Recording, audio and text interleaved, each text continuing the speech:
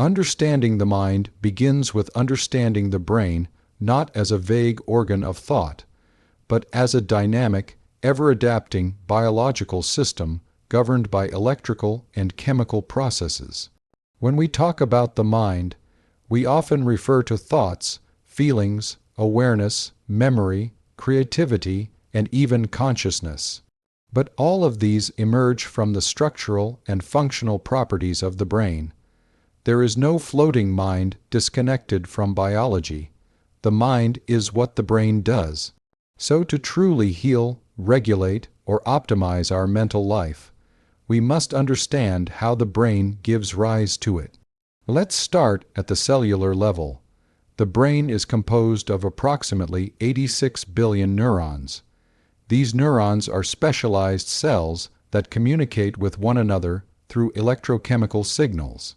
Each neuron connects to thousands of others, forming intricate networks, what we call neural circuits.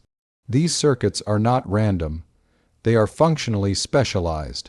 For example, specific networks regulate emotions. Others control memory retrieval, attention, or sensory integration. But they don't operate in isolation. The brain's complexity lies in the interplay between these circuits, constantly adapting based on experience, a concept known as neuroplasticity. Now, neurons communicate across small gaps called synapses, where neurotransmitters, chemical messengers like dopamine, serotonin, GABA, and glutamate play the primary role in carrying signals. These neurotransmitters determine whether a signal is excitatory, leading to action, or inhibitory, leading to stillness or dampening of activity. For instance, glutamate is the main excitatory neurotransmitter, responsible for enhancing learning and plasticity, while GABA is inhibitory, creating calm and balance. A healthy mind depends on a dynamic balance between excitation and inhibition. Too much excitation can lead to anxiety, agitation, or mania. Too much inhibition might manifest as depression, lack of motivation, or brain fog. Among the most influential systems in regulating the mind are the limbic system and the prefrontal cortex. The limbic system includes structures like the amygdala, hippocampus, and hypothalamus. The amygdala processes emotional salience, especially fear and threat. It helps us detect danger and initiate appropriate responses, such as the fight or flight mechanism. But when the amygdala is chronically overactive, often due to prolonged stress or trauma, we may experience heightened anxiety, emotional reactivity, or even panic. The hippocampus plays a vital role in memory, especially episodic memory and spatial navigation. It helps encode new information and context, which becomes crucial in learning and adapting. Interestingly, chronic stress has been shown to shrink the volume of the hippocampus, impairing memory and increasing vulnerability to mood disorders. However, because of neuroplasticity, these changes are not necessarily permanent. When we remove the stressor or intervene correctly, the hippocampus can regrow dendritic connections and recover function. The hypothalamus, though small, is a regulatory powerhouse. It governs the autonomic nervous system and orchestrates hormonal responses via the HPA axis, hypothalamic, pituitary, adrenal axis. This system is central to how we respond to stress. When activated, it releases cortisol, the body's primary stress hormone. Cortisol prepares the body for action by increasing glucose availability, elevating blood pressure, and modulating immune function. But chronic elevation of cortisol disrupts brain function, reduces neurogenesis in the hippocampus, and damages prefrontal regulation. That brings us to the prefrontal cortex, arguably the brain region most associated with higher-order thinking. This area, located just behind the forehead, is responsible for executive functions, planning, decision, making, impulse control, and emotional regulation. It allows us to pause, reflect, and reframe situations, core features of a healthy mind. In a well-regulated system, the prefrontal cortex modulates limbic activity. For example, if the amygdala perceives a threat, say, a critical email, the prefrontal cortex assesses the context and can reduce the emotional charge if the threat isn't real. But in many individuals with anxiety or trauma-related disorders, this top-down control is weakened. The amygdala overrides the prefrontal cortex, leading to dysregulated emotional responses. One of the most important discoveries in modern neuroscience is the concept of functional connectivity. This refers to the temporal correlation between activity in different brain regions. In other words, it's not just about which area is active, but how well regions communicate with each other. Healthy minds demonstrate high functional connectivity between the prefrontal cortex and deeper limbic structures, indicating effective regulation. But when connectivity is impaired, people are more likely to experience mental illness. It's also critical to understand that the brain is not static. It rewires itself continuously through experience. This is the principle of neuroplasticity. Every thought, behavior, and emotion reinforces certain neural circuits, while others fade away due to lack of use. This is often described as neurons that fire together wire together. Repeated patterns of negative thinking or stress reinforce maladaptive circuits. Conversely, repeated exposure to positive experiences, mindfulness, cognitive therapy, or social bonding can strengthen adaptive pathways. This is how healing becomes possible even after decades of dysfunction.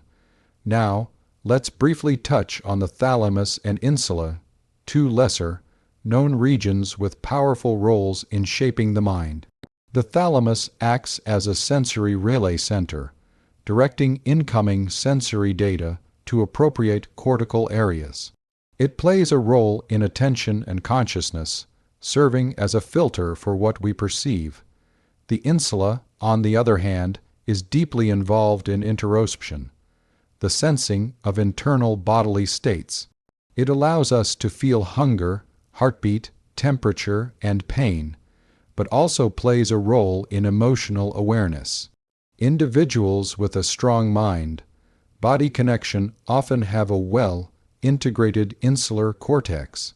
This is relevant to healing because the more we can attune to bodily sensations, especially in practices like mindfulness, the more we can regulate emotional and mental states. At the systems level, the brain is governed by large-scale networks. The three most studied are the default mode network DMN, the central executive network CEN, and the salience network SN.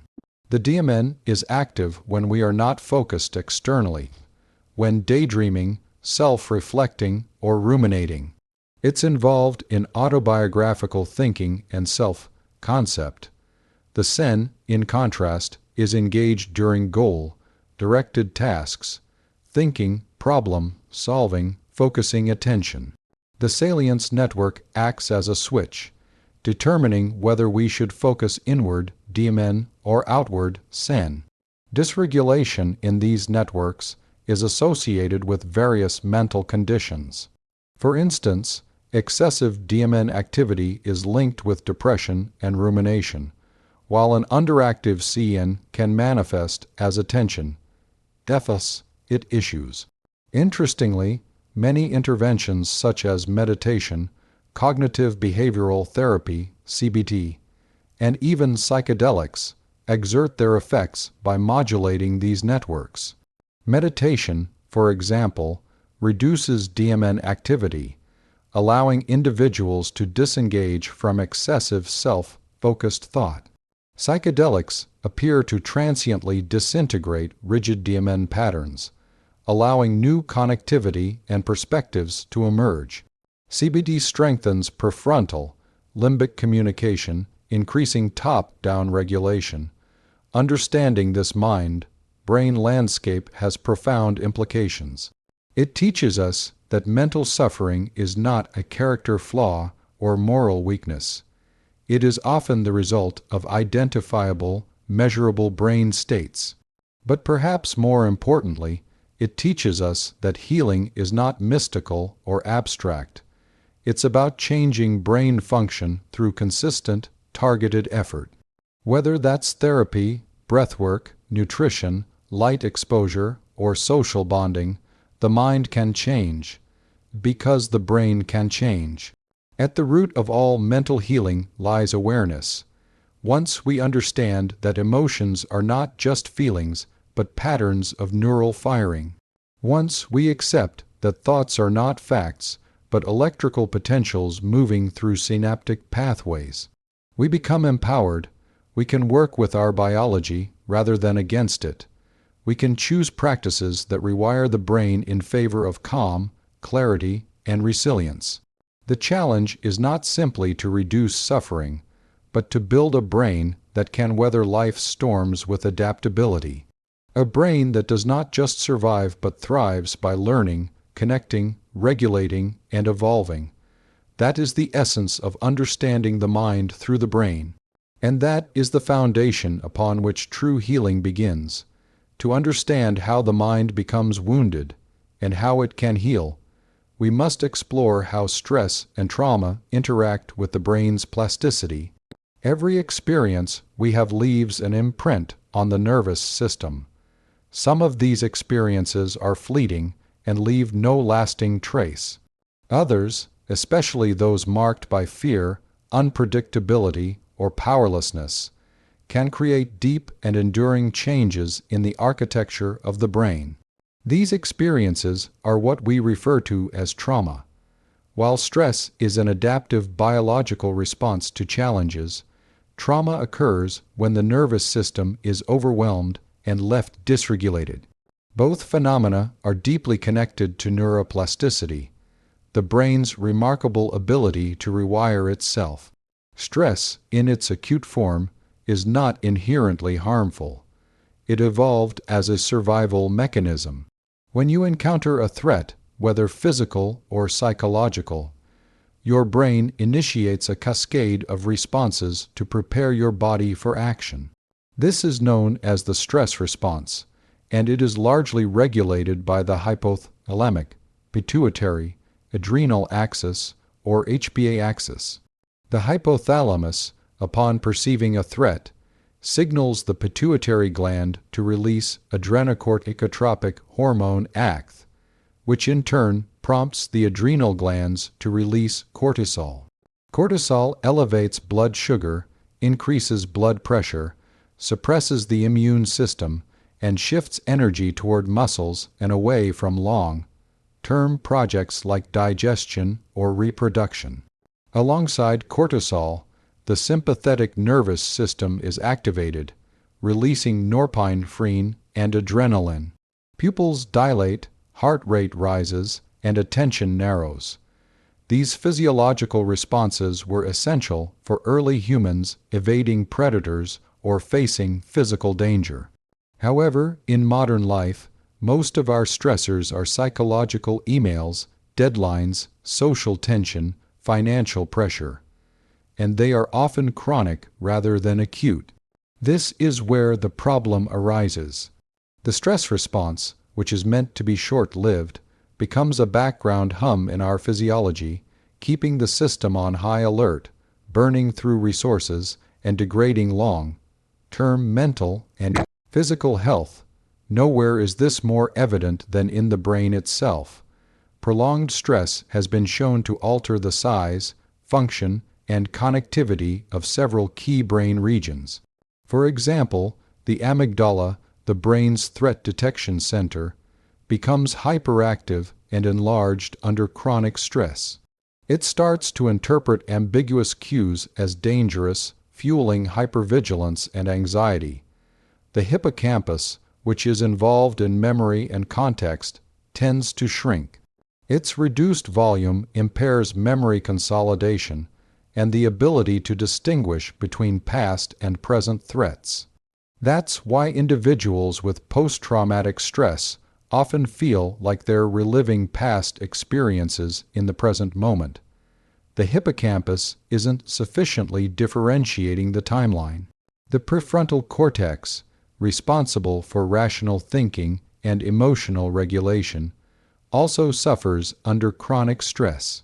It shows reduced activity and weakened connections to the limbic system. This means the top-down regulation, the capacity of the prefrontal cortex to calm the amygdala and shift focus, is compromised. As a result, individuals may feel emotionally hijacked, easily overwhelmed, unable to focus, and prone to impulsive or reactive behavior. This shift in circuitry reflects neuroplastic changes that were once adaptive, gearing the brain towards survival, but become maladaptive when maintained long-term. What is especially important to understand is that trauma is not just about the external event. It's about how the nervous system responds to it. Two individuals can experience the same event, such as a car accident or a difficult childhood, and one may go on to develop severe anxiety or depression while the other recovers more swiftly. The difference often lies in pre-existing neural circuitry, social support, genetic factors, and the presence or absence of protective mechanisms like secure attachment or coping skills. When trauma occurs, especially early in life, it can shape the development of the nervous system in profound ways. The brain of a child is highly plastic, meaning it is more easily molded by experience. While this makes early years rich in learning potential, it also makes them vulnerable to imprinting maladaptive patterns. Adverse childhood experiences, commonly referred to as AC, have been linked to long-term changes in the brain, increased risk of mental illness, addiction, and even chronic physical disease. A child exposed to neglect, abuse, or chaotic environments often develops an overactive stress response system and a distorted sense of safety and self-worth. Yet it is precisely this plasticity that also holds the key to healing. Neuroplasticity is a double-edged sword. The same mechanisms that allow trauma to reshape the brain can also be used to rewire it toward health, resilience, and recovery. The process is not instantaneous, nor is it simple, but it is possible. The adult brain retains the capacity to form new connections, prune away unhelpful pathways, and even generate new neurons in certain regions like the hippocampus. One powerful gateway into neuroplasticity is through state-dependent learning. This principle suggests that the brain learns best when it is in a particular physiological and emotional state. For example, highly emotional experiences, whether joyful or terrifying, tend to be remembered more vividly and durably. That's because emotional arousal triggers neuromodulators like norepinephrine and acetylcholine, which enhance plasticity. When we are in a heightened state of focus and emotional engagement, the brain is more malleable. This is why therapy sessions that stir strong emotions can be particularly transformative when guided appropriately. They open a window where new insights and associations can be encoded more effectively. Another route to harnessing plasticity involves practices that directly modulate the autonomic nervous system. Breathwork is a prime example.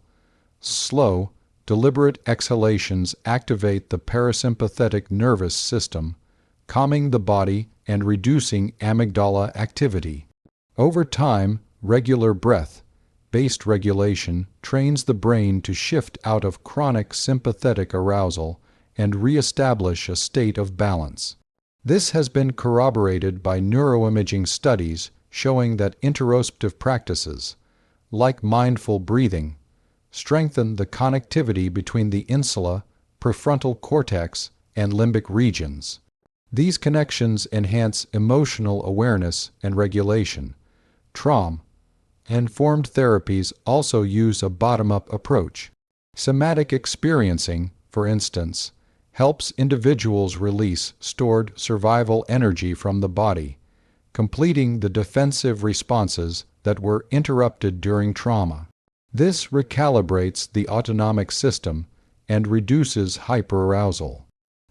Movement desensitization and reprocessing (EMDR), another widely researched method, utilizes bilateral stimulation to process traumatic memories while engaging both hemispheres of the brain.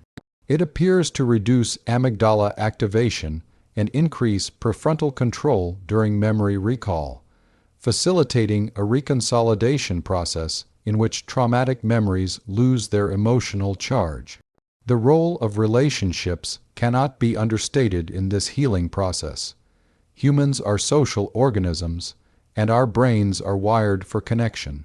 In fact, the presence of a calm, regulated other can directly influence our own nervous system, a phenomenon called co-regulation.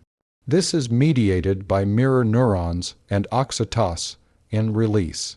When someone listens to us with genuine presence and empathy, it activates the brain's safety circuits, often calming the amygdala and increasing parasympathetic tone. Over time, consistent safe relationships can retrain the brain out of hypervigilance and into trust. Even lifestyle practices influence neuroplasticity in the context of stress and trauma. Aerobic exercise, for instance, boosts brain-derived neurotrophic factor (BDNF), a key molecule involved in synaptic plasticity and neurogenesis. It also enhances mood, regulating neurotransmitters like serotonin and dopamine. Nutritional choices can modulate inflammation, a factor that influences both brain function and mood. Sleep, which is often disrupted in trauma, is another major player. During deep sleep, the brain engages in synaptic pruning, memory consolidation, and emotional processing. Without sufficient slow, wave, and REM sleep, emotional resilience is compromised. Perhaps one of the most hopeful aspects of this discussion is that trauma is not destiny. Even deeply ingrained patterns can be transformed. What neuroscience tells us is that while the brain is shaped by experience, it is not fixed by it. With the right conditions, safety, attention, repetition, and meaning, the brain can unlearn the responses forged in pain and rewire itself toward health. But this takes time. Neuroplasticity is not magic. It requires consistency and intentional effort. The brain changes most effectively when experiences are repeated regularly, are emotionally salient, and are accompanied by states of focused attention. That means healing is not a one-time event. It's a process of systematically creating the conditions under which the brain can learn that it is safe, that it is capable, and that the world is no longer dangerous. Understanding this neurobiological framework transforms the way we think about mental health. It moves us away from outdated notions of pathology as permanent and into a model of brain-based flexibility. It tells us that stress and trauma leave physical footprints in the brain, but also that those footprints can fade. It reminds us that the mind is not separate from the body nor beyond our influence, and it reinforces that healing is not just a matter of time. It's a matter of applied neuroscience. Attention is the gateway to mental life. It is not merely a cognitive tool, but a biological process that shapes perception, emotion, learning, and behavior.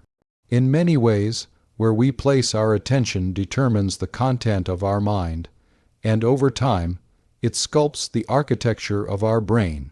Every moment, the human brain is bombarded with sensory information, visual, auditory, tactile, internal cues from the body, and streams of thought. Attention is the filtering mechanism that selects what gets processed deeply and what fades into the background. It's like a spotlight in a dark theater. What we illuminate becomes our reality. What stays in the shadows has little influence over our conscious mind. Biologically, attention is not a vague or ethereal force. It is regulated by specific circuits and neurochemical systems. At its core, attention is the product of interaction between the prefrontal cortex, the parietal cortex, and subcortical structures such as the basal forebrain and thalamus. The prefrontal cortex initiates top-down attention, allowing us to deliberately focus on tasks, thoughts, or external stimuli. This is what allows a person to read a book despite background noise, or to meditate while thoughts try to intrude. The parietal cortex supports spatial attention, helping us navigate our environment and track moving stimuli. The thalamus acts as a relay hub, enhancing signals deemed important and suppressing irrelevant noise. Crucially, attention is not just about focus, it's about selection, and selection creates plasticity. The brain changes most readily in response to what we repeatedly focus on. This is why attention is directly tied to neuroplasticity. Neurons that receive focused input become more responsive over time. In this way, what we pay attention to literally reshapes our neural networks. For better or worse, chronic attention to fear, rumination, or failure strengthens those circuits. Consistent focus on problem solving, gratitude, or calmness strengthens entirely different ones. This gives us tremendous agency. If we learn to guide attention deliberately, we can guide the evolution of our inner world. The brain uses neuromodulators to enhance attention. Two key players are acetylcholine and norepinephrine. Acetylcholine, released by the basal forebrain, acts like a spotlight on specific neurons. It increases the signal-to-noise ratio, making relevant signals stand out more sharply. This makes it easier to learn and encode information. It's a chemical marker of this matters. Norepinephrine, on the other hand, is released from the locus coeruleus and acts like an alerting signal. It primes the brain for readiness and responsiveness. Together, these neuromodulators create a brain state optimized for focus and learning. When these systems are disrupted, whether by stress, sleep deprivation, trauma, or neurochemical imbalances, attention becomes unstable. This instability underlies many forms of mental suffering. Take anxiety, for instance. In anxiety, attention is hijacked by internal threat narratives or by hypervigilance to potential danger. The amygdala becomes overactive, pulling attention towards signals of fear.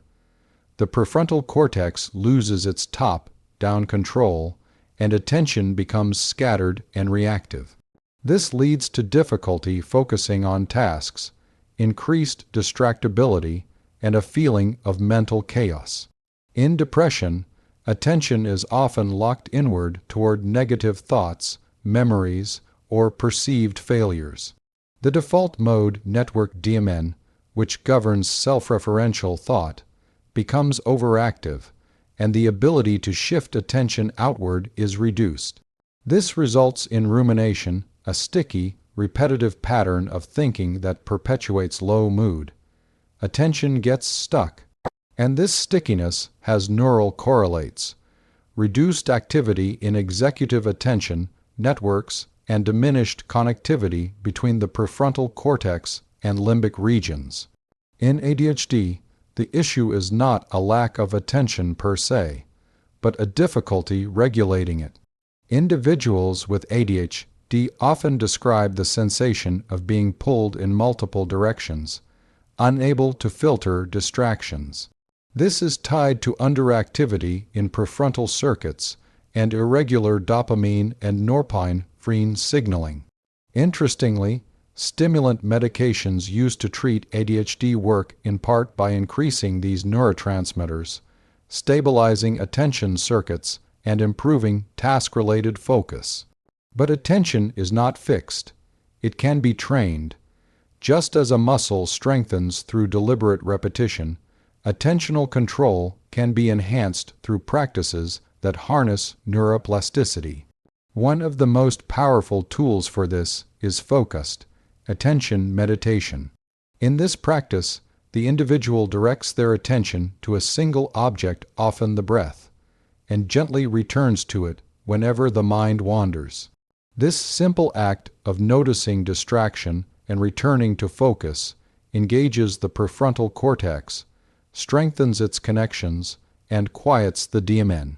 Over time, practitioners develop greater control over their attentional lens. They report improved clarity, emotional regulation, and cognitive flexibility, all hallmarks of mental health. This is not anecdotal. Neuroimaging studies have shown that as little as 8 weeks of meditation practice can increase cortical thickness in areas related to attention and emotional regulation, including the anterior cingulate cortex and dorsolateral prefrontal cortex. There is also reduced activity in the amygdala, correlating with lower anxiety. These changes are durable and track with behavioral improvements, showing that the practice of attention reshapes the brain in measurable ways. In addition to meditation, certain behavioral strategies can enhance attention. Task batching, grouping similar tasks together, reduces cognitive load and supports sustained focus. Using time blocks with focused work intervals like the Pomodoro technique trains the brain to attend deeply and rest rhythmically. Reducing digital distractions, especially notifications, preserves prefrontal resources. Even something as simple as closing multiple browser tabs can conserve mental energy and improve attentional control.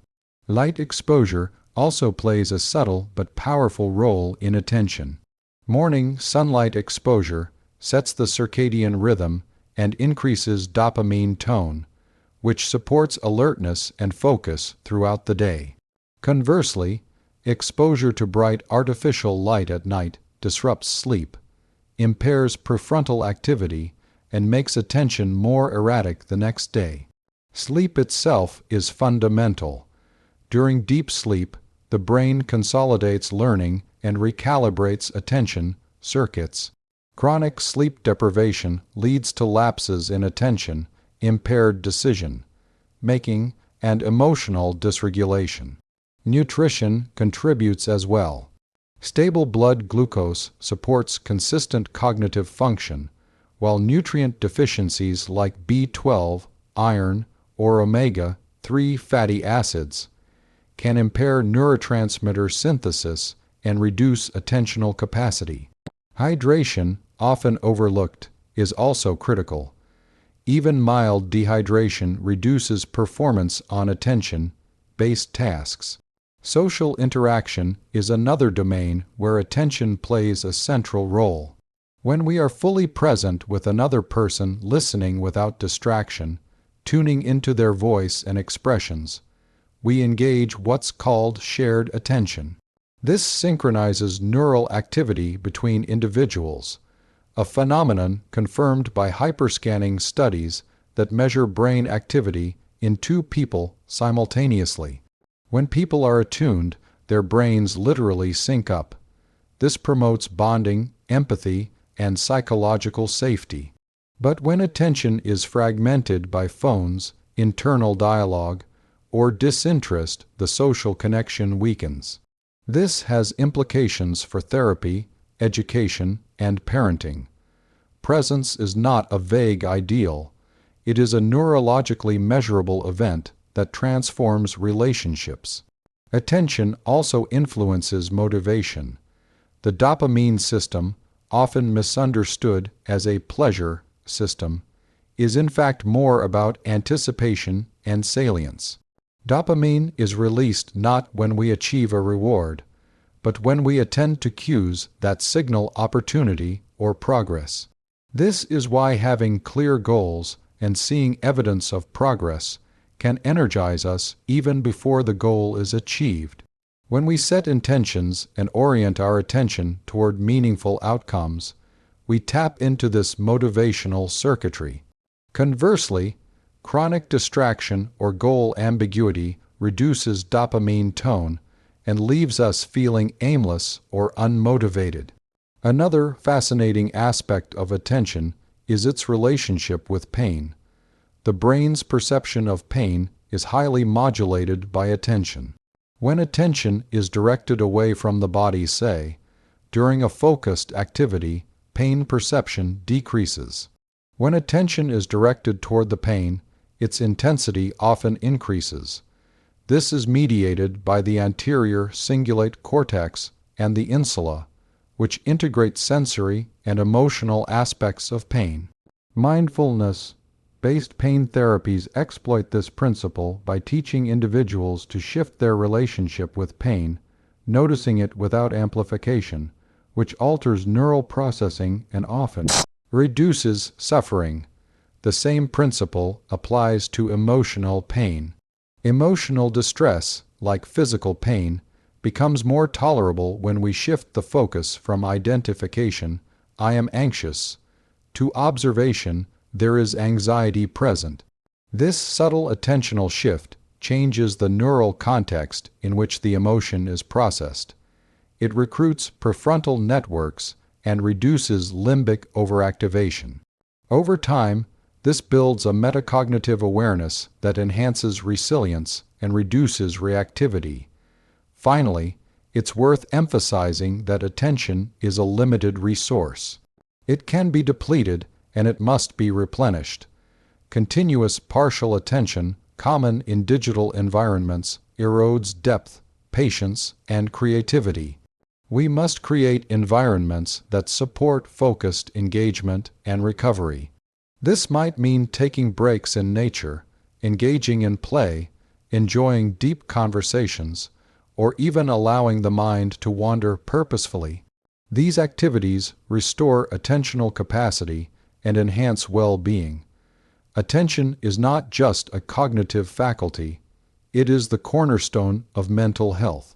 By learning to regulate attention, we gain the ability to regulate emotion, shape memory, guide behavior, and ultimately influence how we experience the world.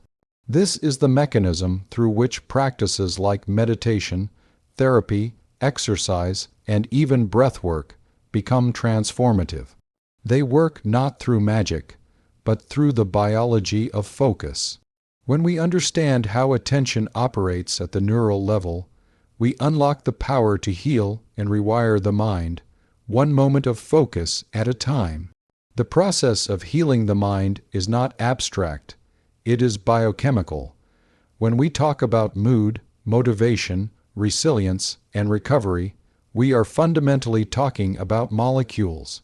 The human experience, from the deepest despair to the most radiant joy, is mediated by the actions of neurochemicals moving between billions of neurons across complex networks.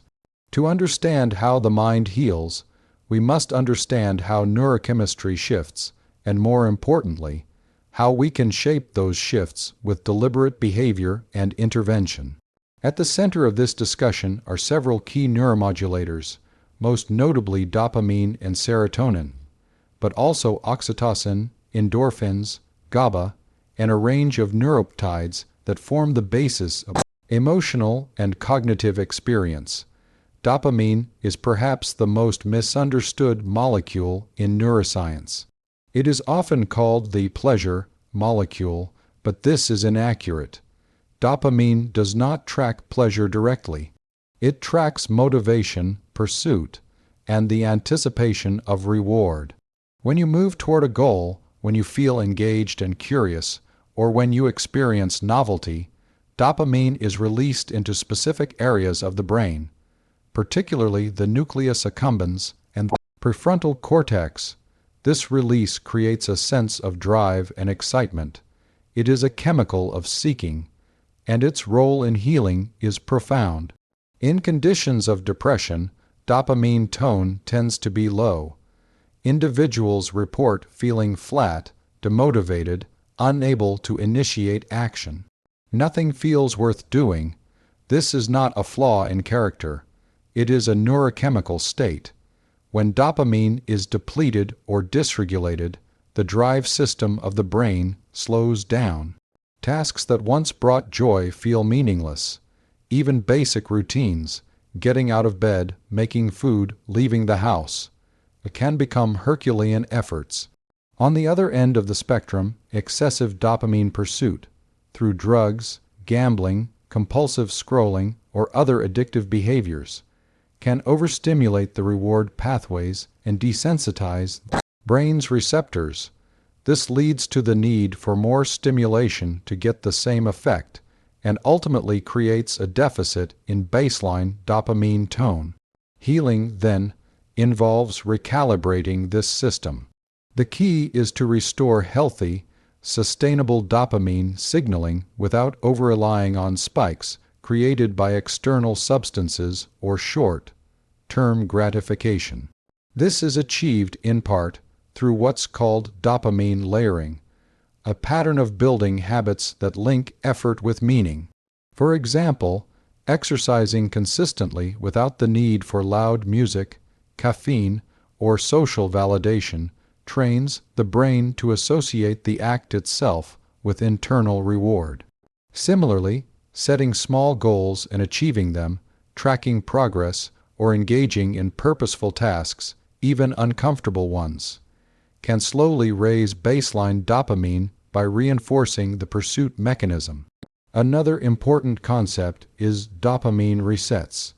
When individuals abstain from constant dopamine spiking activities such as social media, junk food, or compulsive entertainment, the brain begins to restore sensitivity to natural sources of dopamine.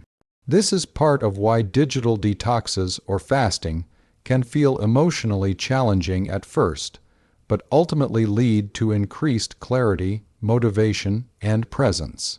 It's not a moral issue, it's a neurochemical one. By giving the brain space to recover, dopamine receptors become more responsive, and everyday activities start to feel rewarding again.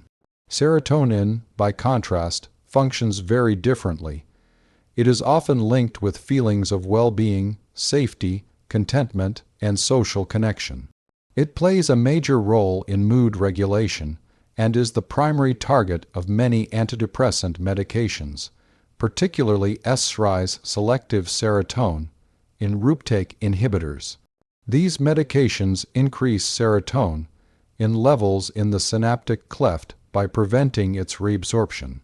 While their efficacy can vary from person to person, they represent an attempt to pharmacologically stabilize the brain's mood circuits, particularly in conditions where low serotonin is associated with anxiety, obsessive thoughts, and depressive symptoms. But serotonin does not just arise in the brain, it is largely produced in the gut. In fact, more than 90% of the body's serotonin is found in the gastrointestinal tract, where it plays roles in digestion, appetite, and gut motility. The gut-brain axis is now known to be a bidirectional system, meaning the state of the microbiome influences serotonin in production, and serotonin, in turn, affects mood and cognition. Emerging research shows that certain gut bacteria can directly stimulate serotonin in production, and diets high in processed foods or low in fiber may impair this process. Probiotic-rich foods, prebiotics, and fiber all play a role in supporting this axis. Behaviorally, serotonin is influenced by social status, touch, exposure to sunlight, and a sense of belonging. Social interactions where we feel respected, valued, or connected elevate serotonin. Physical touch, such as hugging, massage, or even petting animals, also increases serotonin as well as oxytocin. Exposure to sunlight is another powerful modulator. The skin and eyes detect light, and this input helps regulate circadian rhythms and serotonin in production. This is why people with seasonal affective disorder often feel a marked drop in mood during darker months. It's not just psychological. It's a biochemical drop in serotonin in synthesis. Oxytocin, often called the love hormone, deepens this picture. It is released during physical touch, eye contact, and moments of emotional closeness. It creates a sense of trust, bonding, and psychological safety. But it also has more subtle roles. It reduces amygdala activity, dampening fear responses, and it promotes parasympathetic activity, which calms the body. This makes oxytocin a key player in healing trauma. When people feel safe with others, when they experience consistent, attuned, and non-judgmental presence, their oxytocin levels rise. This state allows the brain to shift out of defense and into openness. Over time, oxytocin promotes neuroplasticity, particularly in circuits related to social behavior, attachment, and emotional regulation. Another set of molecules that influence healing are endorphins, endogenous opioids. These are natural painkillers produced by the brain in response to physical exertion, laughter, music, or even tears.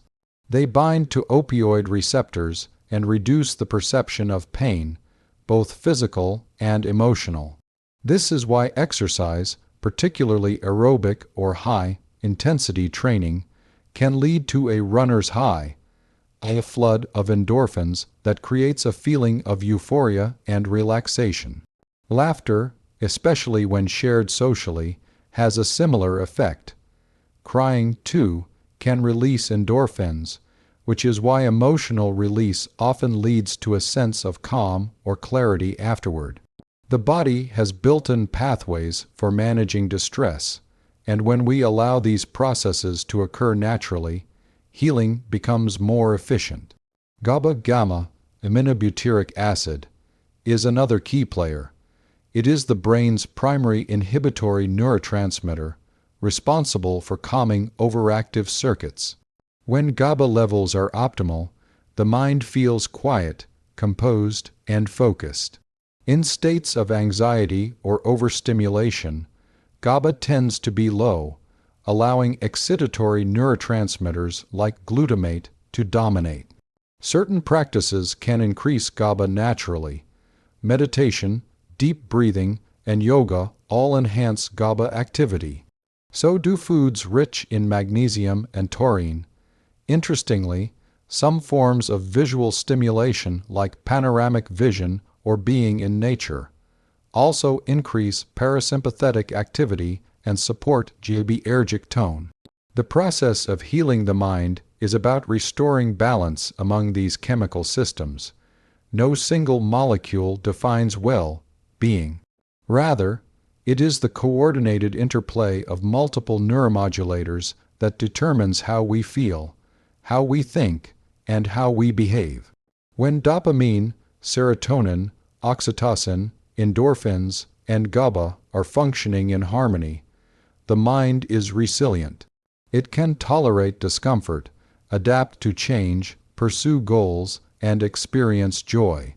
When this balance is disrupted, whether by chronic stress, trauma, poor sleep, poor diet, or social disconnection, the system falters.